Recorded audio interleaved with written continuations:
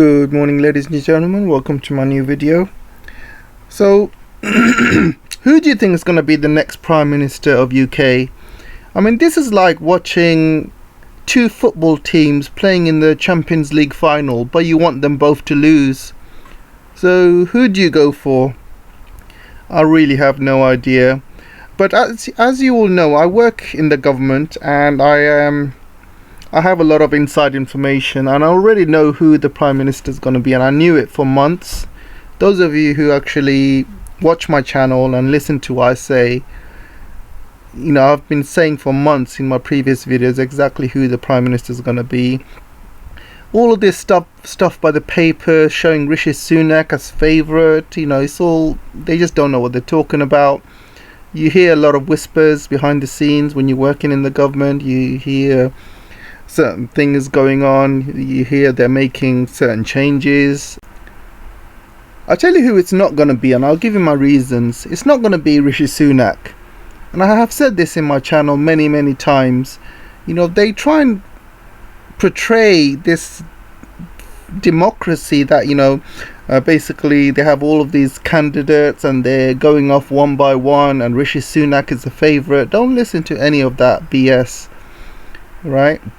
It's not going to be Rishi Sunak for many reasons.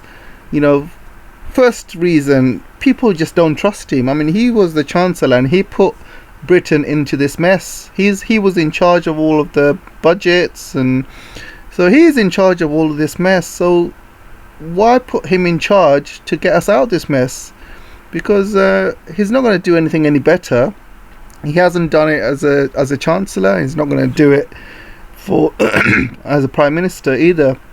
Secondly, Boris does not like him. Boris still has a few friends in Parliament, a few loyal followers, and he's told them specifically not to vote for Rishi Sunak. Thirdly, people don't like him. Rishi Sunak, you know, he's not really a favourite amongst the British people. He's got alternative interests. You know, he's literally a billionaire. He doesn't really care about the working class. His wife is a billionaire. She doesn't pay any taxes. She's still making money. Her company is still in Russia making money. So it's like one thing for his wife and another rule for the rest of the public. So British public do not like him. And the final thing that, you know, I have to be brutally honest with you guys, but there are few people in Parliament who will not want a brown face to be the Prime Minister of the UK. And when I say a few, maybe more than a few, because there are people in Parliament who are like that, and I have seen it, and I have seen them say certain things, and I have watched it with my own eyes, and I've heard it with my own ears. I'm not going to say who, but I can guarantee you there are people behind the scenes who are like that. So those are the issues with Rishi Sunak, and this is why he's not going to be the next PM. There is another issue as well. Rishi Sunak seems to be very friendly towards China, and he seems to be very friendly towards Russia as well. And a lot of people do not like that. A lot of people behind the scenes, whether in the Parliament, whether it's the Americans, whether it's the military-industrial complex, whether it's the neocons, whether it's the papers, you know, they do not like that, and that could be the reason why he's not the next Prime Minister. So Liz Truss, who thinks she's a Margaret Thatcher reincarnate, she has pretty much failed in every single position she's worked for. She's failed as a trade secretary. She's failed as a foreign secretary. I mean, the only reason she is in this position is because she has been saying the right things, and she has been very hawkish towards Russia, very hawkish towards China, and this has basically got the attention of the Americans, and everybody knows the Americans control the British government. I mean, look at like Huawei. When Trump picked up the phone and called Boris and said to Boris, "Hey Boris, I need you to kick out Huawei." Boris is like, yes sir, whatever you say, sir. And then you get another call from the American government saying, listen, pretty, I need you to extradite Assange. Oh yeah, sure, whatever you say, whatever you say. I mean, these are just two examples. End of the day, the British foreign policy is based on American foreign policy, and American foreign policy pretty much dictate what we do, and she has been saying the right thing. She has been getting the attention of people like of neocons, of certain papers, of certain individuals in the White House, and they have basically given her the support. And once someone gets that support, they will become the leader. It doesn't matter how bad she could do the job. It doesn't matter how bad of a leader she would be. It doesn't matter how bad of a leader she would be for Britain. As long as they give the nod and the go ahead, she would be the next PM.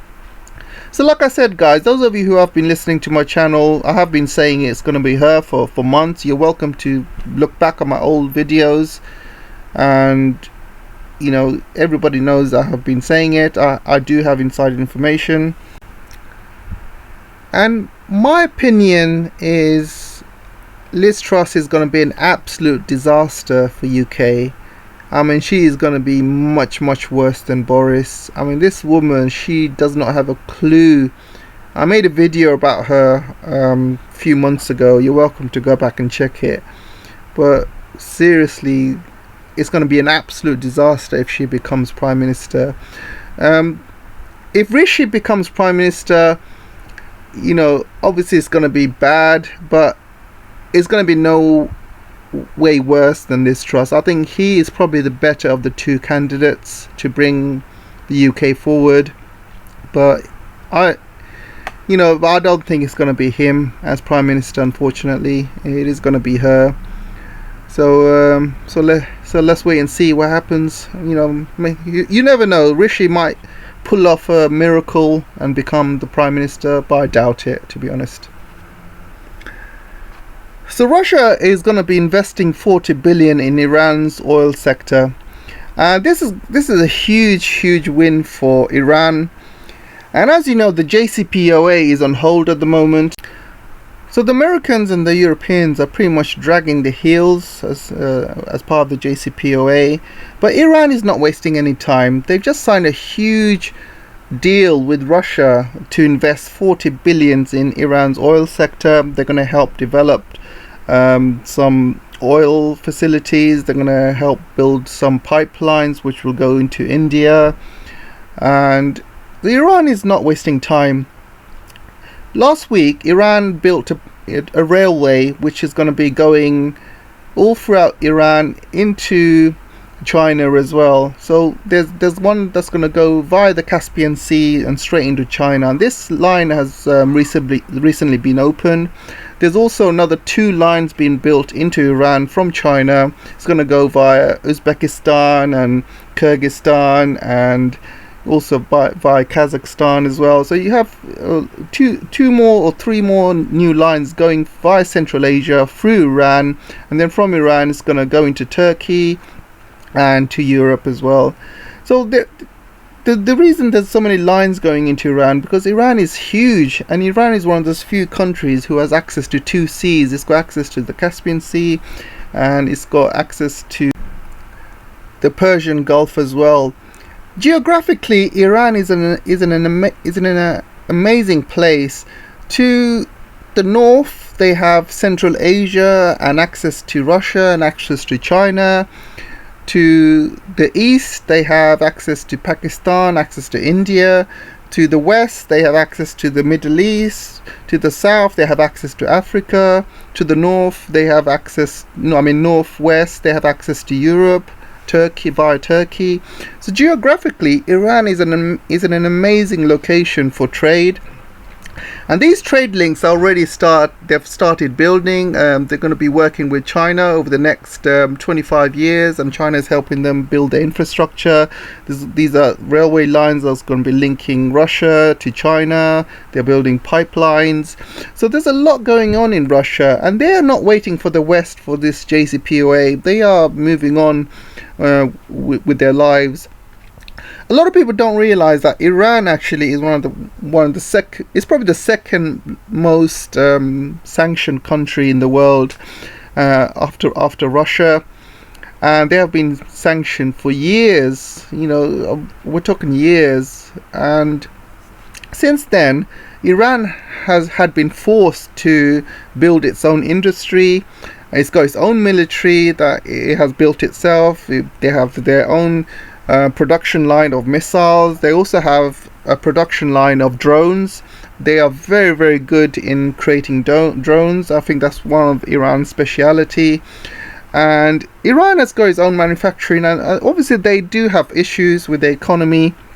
But recently, with the high gas prices and high oil prices, they are making a very, very substantial profit, and it's bringing in a lot of money for the people and for Iran as well. And they're going to be using that money to build more infrastructure and link Iran's economy to China, link Iran's economy to Russia, and also to India. India is going to be the major winner in this, because Iran is building pipelines with Russians' help going into India, which is going to provide natural gas. And as you know, India is a huge market with 1.4 billion people, and every single year India is rising. Their economy is rising. They have more factories, and also as their GDP grows as well, their demand for energy will grow. So there is a huge market for Iran for that. And don't forget the market in China, which they are selling to right now, and obviously there's a market in Russia as well. So Iran is moving on, and they have decided they do not need the West. They do not need this JCPOA. They're going to carry on moving on, and they are also very close to a nuclear breakthrough as well. I believe they are on 60% enrichment at the moment, and they can easily go up to 90% or higher and make a nuclear bomb if they want to. But I don't think they will, mainly because of the condemnation they will get from the world. So I don't think they will pursue a nuclear weapon. However, if they are attacked, I believe they will, and there could be a very, very good chance they could be attacked. When Biden went to Saudi Arabia, he couldn't agree Saudi Arabia to basically obviously sell more oil or produce more oil. He couldn't agree for Saudi to stop selling stuff to China or stop working with Russia. So Biden's trip had failed. But one thing that Biden had actually succeeded in, you may realize he actually went to Israel first. So he had a couple of discussions in Israel, and one thing that was suggested by Israel is to get Saudi to open up the airspace. So Biden went to Saudi, and the first thing he did before he discussed the oil, before he discussed the gas, is he asked Saudis to open up the airspace to Israeli airplanes. And this could include not only commercial airplanes but also military airplanes. So Saudi agreed to that. They didn't agree to anything about the oil or the gas, but one thing they did agree on is to open Saudi airspace to Israeli jets. This means that Israeli jets can fly over Saudi Arabia and bomb Iran. So there's definitely that going on. And it's very, very strange that Biden went to Israel first and got this agreed first before he discussed any oil or other needs. So I think there could be a possibility or a chance that Iran might get attacked. I doubt if they are stupid enough to do it, but you never know with these leaders that we have around the world. I wouldn't put it past them. If Iran is attacked and they use Saudi airspace, Iran would start attacking Saudi oil installations, because they would think that Saudi allowed this to happen by letting Israeli jets to fly over their airspace. So Israel will start attacking Saudi oil installations. They will step up their attacks using their Houthis via Yemen as well. They will start attacking ships in the Strait of Hormuz. Iran will make it really difficult for Americans in Iraq. Syria and other places in the Middle East, and this will escalate very, very fast. And I'll tell you, Iran is not a country to be messed with. They have a huge arsenal of rockets. They have huge amounts of technology. People underestimate, what technology Iran has. They were forced to build all of this technology by themselves, the same way the Chinese had done after they had arms embargo, basically from the 1980s by the West. The West was not allowed to sell to the Chinese any weapons whatsoever since the 1980s. So what the Chinese did, they built their own arms industry, and now look at them. They've got aircraft carriers, they've got 5th generation fighter jets, they can build their own aircraft engines, they have their own space program. So all of that has pretty much backfired on the West, and now China has got an amazing military because of it. And the same thing has been happening to Iran. They also have been getting a lot of advice from Russia. They've been getting a lot of advice from China in terms of military, and they have pretty much perfected their drones, their rockets. So Iran is not an easy target that the West thinks they are. They're not going to be like Afghanistan or even Syria or even Libya or even Iraq, but when they attacked Iraq for the second time, Iraq literally had no weapons.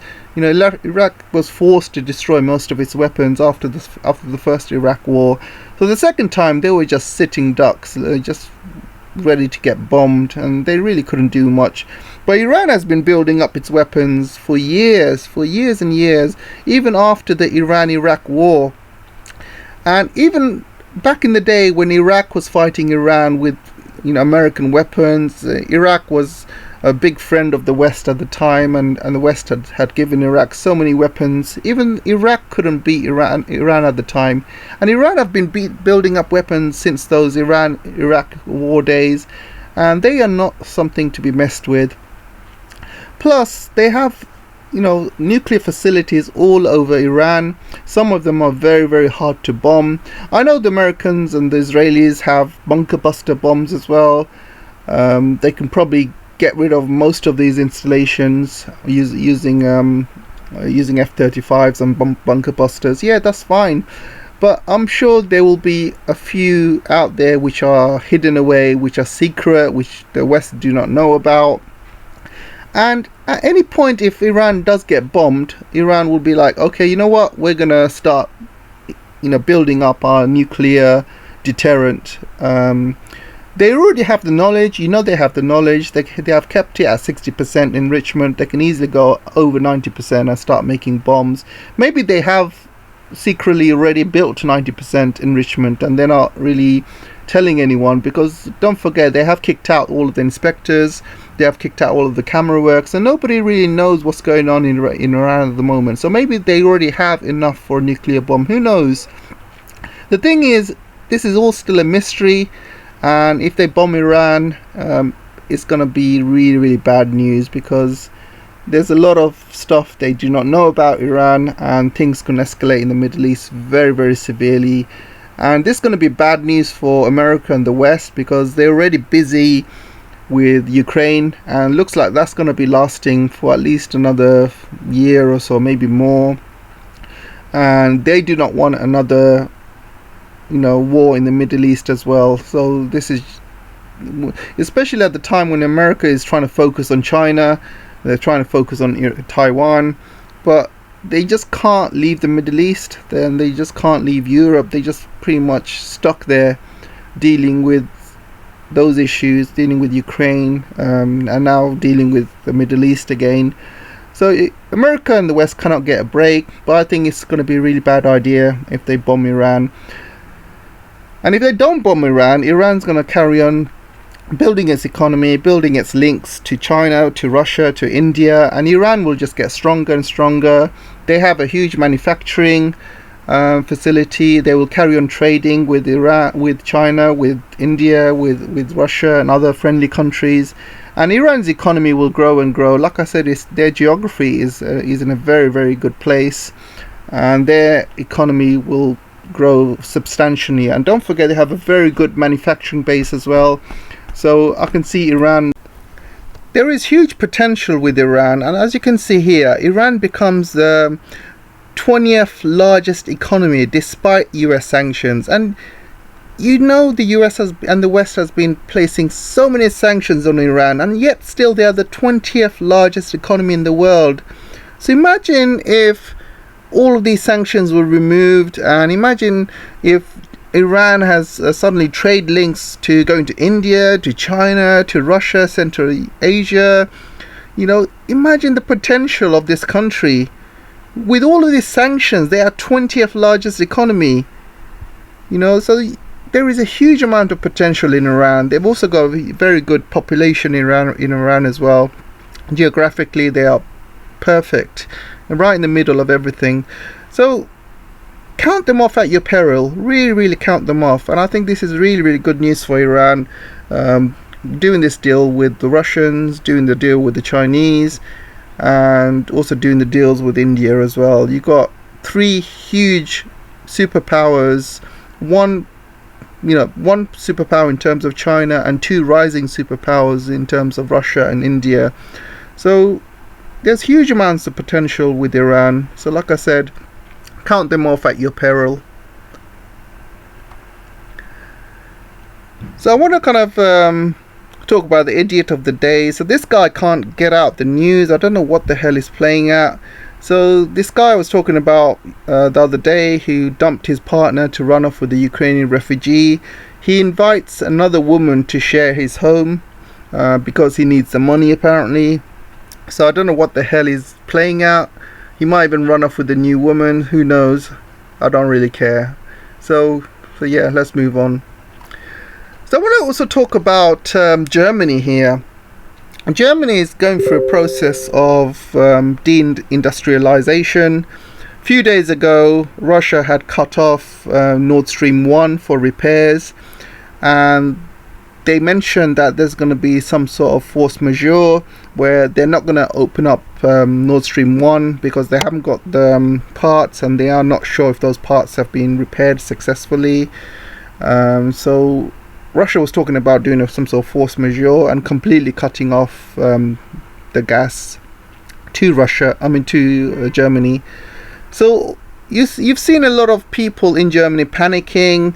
Everyone's running around like headless chicken. Scholz looks like he's about to have a heart attack. And all of these Germans are saying, oh, you know, you need to cut down on showers, telling all the people to cut down on showers and things like that. And it's absolutely ridiculous, and the Germans have got themselves to blame. I mean, why place all of these sanctions on Russia? Why go with the West? Why send weapons to Ukraine? Why piss off the Russians? You know, Germany could have easily stayed neutral in this. Easily. They could have been a very good neutral party and to basically invite discussion between Russia and Ukraine, or could have invited some sort of peace deal or been some sort of middleman. Why did they have to go along with the West like puppets and destroy the economy like this? Because they need Russian gas. They need cheap Russian gas. They can't replace it. They can replace it, but they're going to have to pay a lot more money. And because they have to pay a lot more money for it, a lot of these industrial plants in Germany, they're going to have to shut down because they can't afford it. You know, the Germany's economy has been running all of these years with cheap energy from Russia, and Germany has been very competitive with the rest of the world, and their industry has been growing. Well, Germany is the most industrialized country in Europe, and so they have been single-handedly running the rest of Europe as well. So if Germany goes down, Europe will go down as well. The Eurozone will go down. So I just don't know what Germany is playing at. And I know people are saying, oh, this Scholz guy is such a puppet. I mean, look at his face here. Look at his face. It looks like, he's about to have a heart attack and just disappear down some hole or something. And they have, all of this is, they have to blame themselves for this. All of it. You know, if you are so dependent on a country, why piss them off? I just don't understand it. Why go along with all of these sanction deals? Why go along with Biden? Why go along with Ursula? You know, Germany is a very, very strong country. They do not have to listen to the US. I know US calls a shot with Germany. I know they have 50,000 US troops in Germany as well. I know the US calls the shots. But when Merkel was in power, I never felt that Germany was some sort of puppet of the United States. I remember when Trump was pressurizing Merkel, and even Merkel was standing up to Trump saying, nope, we're not going to do this, we're not going to do that. And this is why Merkel, her phones were tapped as well. So I never felt at any point Germany was a puppy of the United States. I felt that when Merkel was in power, at least Germany had their own foreign policy. They had their own foreign policy in regards to China, regards to Russia and the rest of the world. And now this guy comes along, and Germany's foreign policy is now Americans' foreign policy. And America basically calls the shots, whatever and it's absolutely ridiculous. And this guy comes along with his team, this green team, and they pretty much sold off the country, destroying the industry, and it's crazy, absolutely crazy. And I want to show you exactly how Germany will be affected as part of this deindustrialization. So I'm going to show you here. So let's go through some facts, and you can see in May when Nord Stream 1 was running in full capacity, and then June 12th it went down to about 40% capacity, and then in July 10th, 11th it's gone pretty much down to zero. So you can see the gas to Europe as a significance. Not only is the gas to Europe reducing, but also the gas to Germany is also reducing as well. And you can see this German utility company shares is pretty much collapsed. At one point by the end of 2021 it was at a really high share, and now it's pretty much collapsed, and the German government have to kind of save a lot of these German utility companies as well. And you can see most of the gas is used by the industry. There's a heavy gas usage by the households as well. So whenever gas is whenever there's a shortage of gas, they're going to have to choose between industry and households. And I believe they're going to choose the households because they don't want to have riots on the streets. So the industry is going to have to suffer. So what they're going to do, they're going to reduce the industry and keep that gas for its citizens, because they don't want huge riots going on. And you can see here most of these industry are chemical factories. Then you have food and tobacco, metal, paper, glass and ceramics, and these are going to be the hardest hit industries here. Glassware minus 47%, pig iron and steel minus 34%, ceramics minus 32%, food and drink 32%, printing data services minus 31%. So this gives you a fair idea of what industries are going to be affected in Germany. Finally, I want to talk about Russia's threat about it could stop oil exports. So this is the thing the West is doing about capping Russian oil exports, and they're going to cap the prices. And Russia says they will simply just stop supplying the oil if the West decide to cap it, and it's unprofitable for them. They got a huge market in China, in India and the rest of the world. They don't need to focus on Europe and the United States anymore. They have their own other customers, and China has already said they're not going to do any price caps. India has said the same thing. Middle East countries have said the same thing. Asia has said the same thing. Africa have said the same thing. So the collective West really do not have any more power anymore. They cannot dictate how they do things anymore. If they do decide to put a price cap on things, Russia will just go elsewhere. They will say, you know what, sod it, you go get gas and oil from someone else, then we'll just sell it elsewhere. So thanks for listening, guys. That's all I have time for today. Don't forget to like, share, subscribe. You can really help the channel grow. And also don't forget you can support me on Patreon, on Locals as well. And I have to say this as well, I know I've done a few live chats about China recently, but I just want to let you guys know that this is a geopolitics channel. We talk about the world really, The only reason I have been talking about China is because I'm very good with China. I know a lot about China. I've been to China, so I have a lot of knowledge about China, but I also have a lot of knowledge about the rest of the world as well.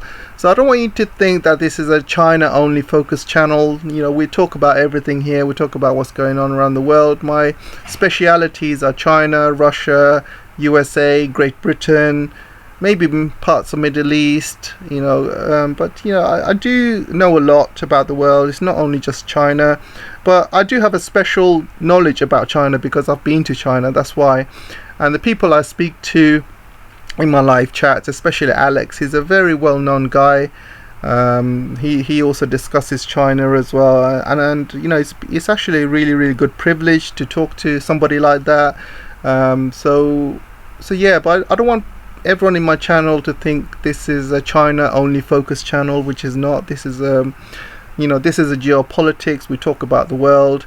The only reason is I'm a specialist in China, and like I said, a lot of YouTubers out there, they're specialists in certain subjects. Like you have the Duran, who are specialists in Russia, and pretty much the rest of the world as well. You have Richard Medhurst, who's specialist in the Middle East. You got the Grey Zone, who are specialists in South America and things like that. So everyone's specialist in their own subject areas, and I for one know about certain countries more than others. So that's all I wanted to say, guys. You know, if you have a suggestion for me to talk about, let me know. But you know, you're welcome to also join my Patreon. My Patreon members also suggest me topics as well to discuss. So yeah, so that's all I wanted to say. Really. The reason I have to raise this because a few people have messaged me, and these people who are very staunch supporters of Russia, they completely agree with what Russia's doing, and they're completely against what America's doing, and you know, they're completely against all of that. But as soon as I talk about China, they're like, oh no, China bad, China evil.